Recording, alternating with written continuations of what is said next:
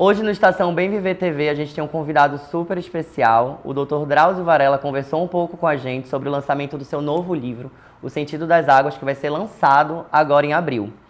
Confira. Oi, Gabriel. Boa tarde, Dr. Drauzio, tudo bom? Boa tarde. Muito frio na sua terra aí, não? Nada, tá é quente. É uma honra recebê-lo aqui no estúdio do A Crítica para falar sobre o seu novo livro. Como o senhor mesmo já disse, doutor, o Sentido das Águas ele é fruto, né, desses 30 anos de viagens e expedições que o senhor fez aqui na região amazônica. De que É. maneira essa experiência moldou não só a sua visão sobre a nossa região, mas também da relação da natureza, né, da parte da natureza, com a cultura local amazônica? Primeiro, eu cheguei aí, a primeira vez que eu viajei foi em 1992. Portanto, 33 anos atrás. E o que me levou para aí foi um programa de pesquisas que a gente faz lá no Baixo Rio Negro, na região ali de Rio Cuieiras, e toda a parte, até Novo Airão. E nessas viagens todas, eu acabei aprendendo um pouco. Eu era completamente ignorante, porque os brasileiros não conhecem a Amazônia, não têm ideia sequer do que é a Amazônia. E o pior, têm ideias erradas, né? Eles acham que a Amazônia é um inferno verde, ou então que é um tapete verde, né? Como se fosse um carpete que jogaram em cima da região. E não tem ideia, primeiro, do que é, da extensão que é a Amazônia e das implicações que essa extensão tem. Tudo é longe, distâncias incríveis. Você olha no mapa, você fala, não, daqui vou para lá, vai nada. Você tem que ir de barco, as estradas são aquáticas e você é obrigado a percorrer distâncias muito grandes, que tomam muito tempo, e isso cria desafios enormes. Depois não tem ideia do que é a diversidade humana nessa região, não é? Você tem muitos descendentes de nordestinos e você tem indígenas e descendentes de indígenas misturados com brancos pela extensão toda do Rio Negro. E não tem ideia da beleza que é. O Rio Negro é um lugar esplendoroso, eu acho que é a paisagem mais bonita do mundo. Eu conheço, não conheço o mundo inteiro, é claro, mas conheço uma parte razoável. E o Negro, quando você acha um rio desse tamanho, primeiro de águas escuras, não é fácil, né?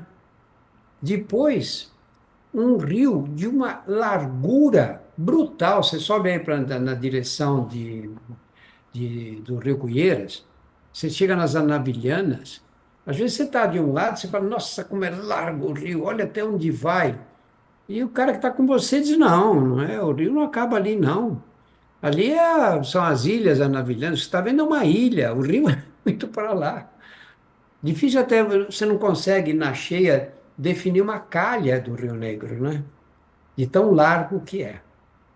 E além do que, como a inclinação dele é pequena, você, as águas, quando não tem vento, as águas são um grande espelho, né?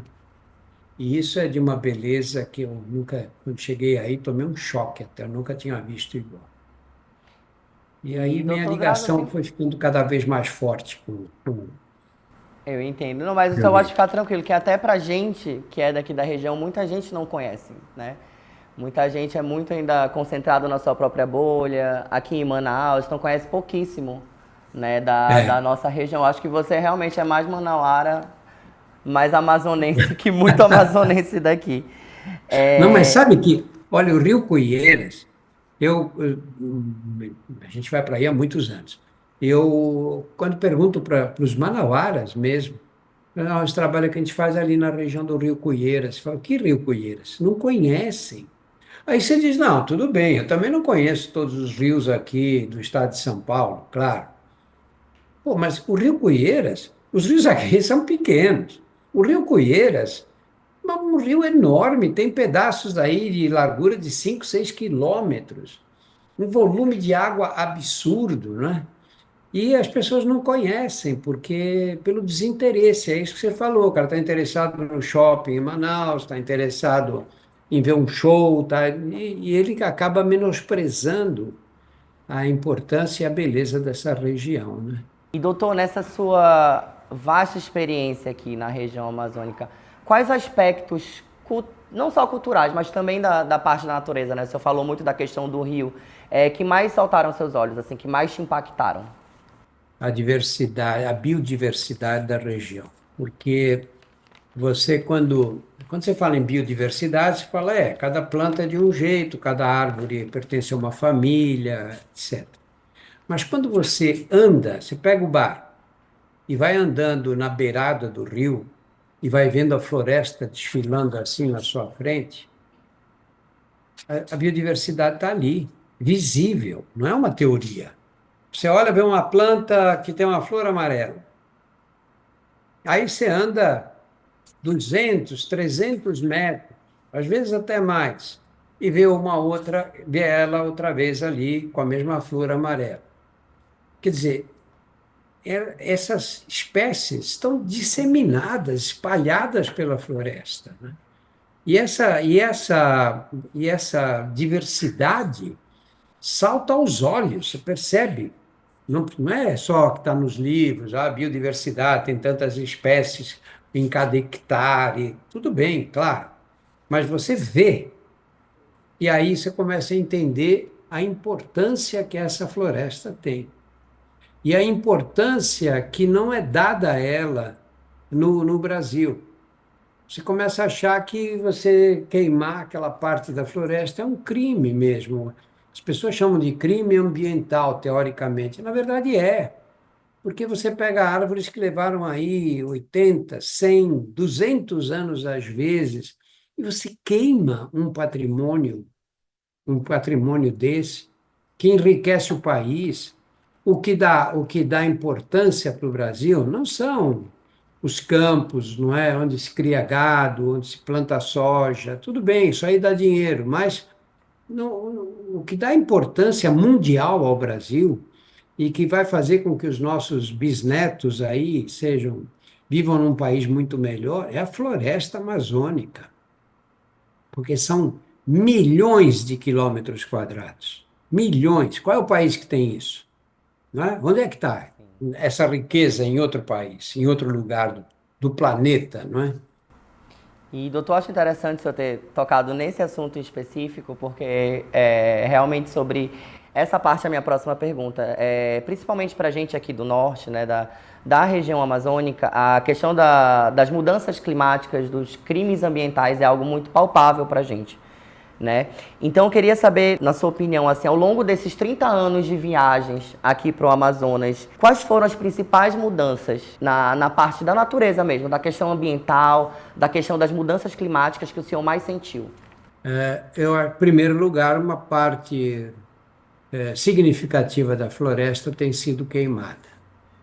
Há muitos anos atrás, a primeira vez que eu tive aí, eu ia para São Gabriel da Cachoeira, ia nos aviõezinhos de uma empresa pequena, daqueles que hoje eu não entraria mais. E o avião saiu de Manaus, e quando saiu de Manaus não se enxergava mais nada. Era uma nuvem de fumaça que sobrevoava a floresta. E eu, na hora, perguntei para o piloto, falei, nossa, mas essa fumaça, de onde vem? Ele falou, não, essa é a época das queimadas. Já naquela época, estou falando de 20 anos atrás, pelo menos, ou mais até. Já naquela época, você queimava uma parte tão significativa da floresta que ficava perigoso viajar, perigoso voar sobre a floresta naquela fumaça toda. São muitos anos de destruição. E a floresta ainda resiste. Mas resiste por quê? Porque ela é muito grande. Ela é uma coisa descomunal. A maior parte do Brasil é constituída pela floresta amazônica. É só olhar os mapas, né? E você vê toda a parte da floresta e o que sobra do país fora essa região toda. Por outro lado, é uma região que ficou muito abandonada, sempre. E é uma região que foi explorada para você, que você fez fortunas. Então, aplicou esse dinheiro, foi em benefício de poucas pessoas, que não aplicaram esse dinheiro na educação, que não aplicaram esse dinheiro na saúde. Então, os índices, não só do Amazonas, mas do norte do país, os índices de saúde, de educação, são os piores do país, sempre.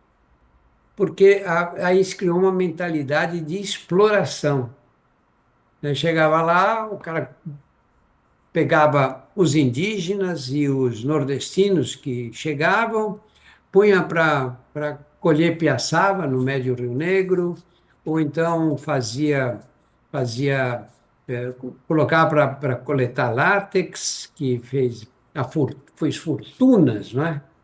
E que você olha Manaus, vê coisas, construções muito importantes. Mas, ao mesmo tempo, isso convive com o quê? E convive com uma pobreza grande.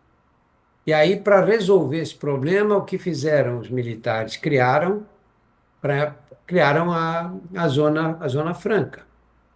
E as empresas foram atraídas para aí. Com isso, a cidade explodiu, né? Cresceu muito, mas cresceu de forma desordenada. E essas pessoas foram criando os bairros todos aí de Manaus, né? E da periferia de Manaus, que são bairros muito pobres e com dificuldade, quer dizer, o impacto de uma atividade potencialmente interessante, como a Zona Franca, foi pequeno. Por outro lado, atraiu muita gente para a região. E a cidade de Manaus foi inchando, né? Foi ficando cada vez maior. E Manaus foi uma cidade interessante, porque foi criada para ser uma capital de nível mundial, porque na época da borracha, eh, em que as riquezas foram criadas, Manaus ficou muito rica, mas as pessoas que se beneficiaram dessa riqueza foram poucas. Isso não se traduziu num bem-estar social pela cidade inteira, né? Você tinha, no começo, a cidade flutuante. Cidade flutuante de Manaus, os manauaras não sabem que existiu, né? Os mais velhos, sim, mas os mais jovens não sabem que houve uma cidade flutuante com milhares de pessoas, com casas todas feitas em cima de flutuantes, e criaram uma cidade ali.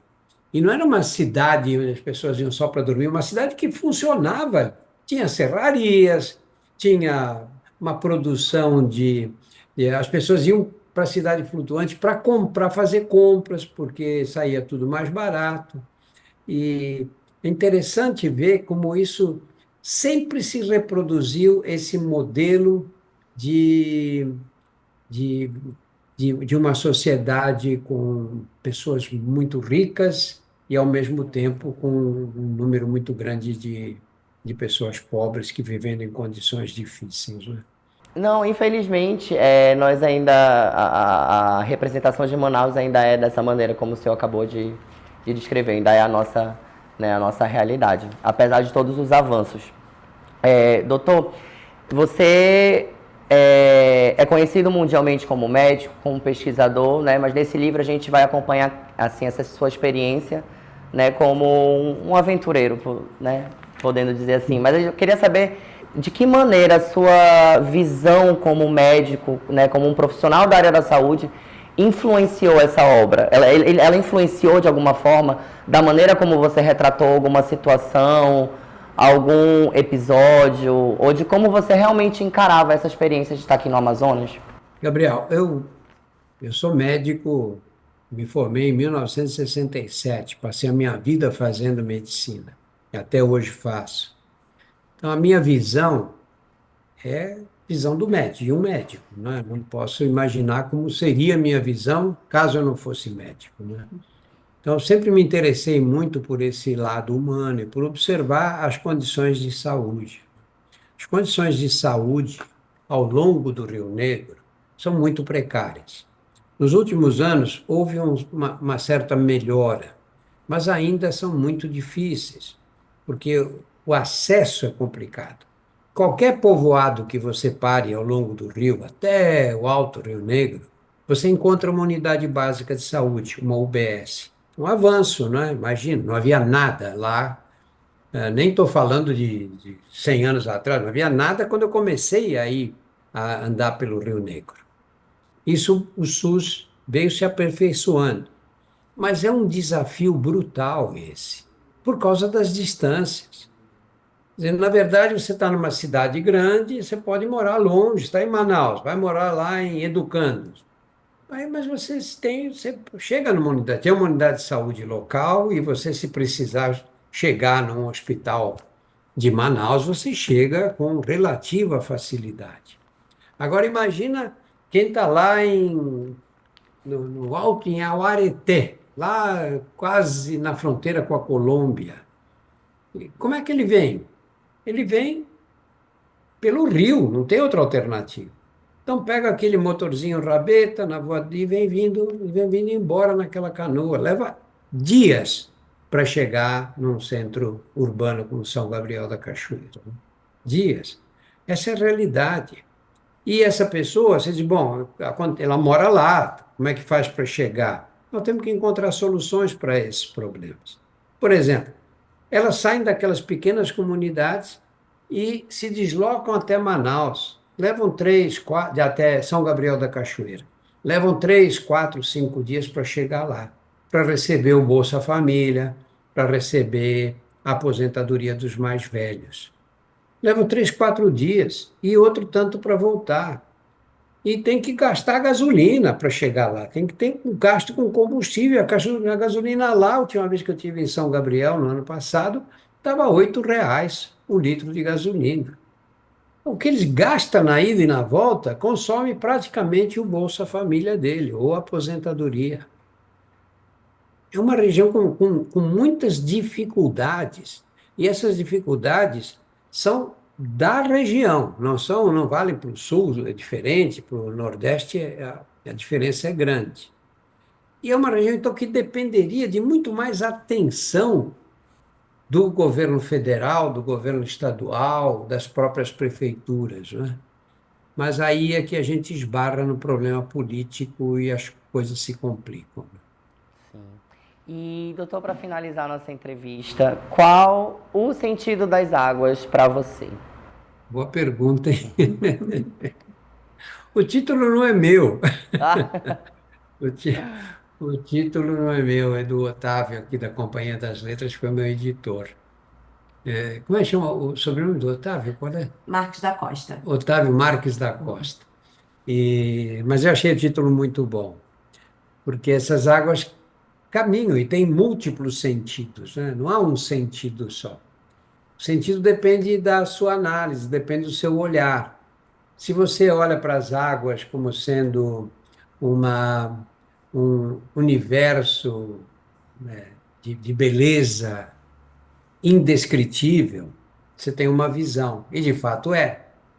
Você pega as cachoeiras lá, que são as corredeiras, na verdade, em São Gabriel, por exemplo, você olha aquilo, você fala, meu Deus, né, que coisa bonita, como é possível tanta beleza? Aí você olha, vê a serra lá no fundo, né, a Bela Adormecida, aquelas montanhas em forma de uma mulher. Aí você tem uma visão do sentido das águas. Agora, se você olha e tenta falar, como foi o contato com os brancos, nessa região das populações originais com os brancos, você tem um outro sentido completamente diferente. Tem um personagem que até citei no livro, que ele diz: esse rio devia ter águas vermelhas por causa do sangue que foi derramado nas suas margens.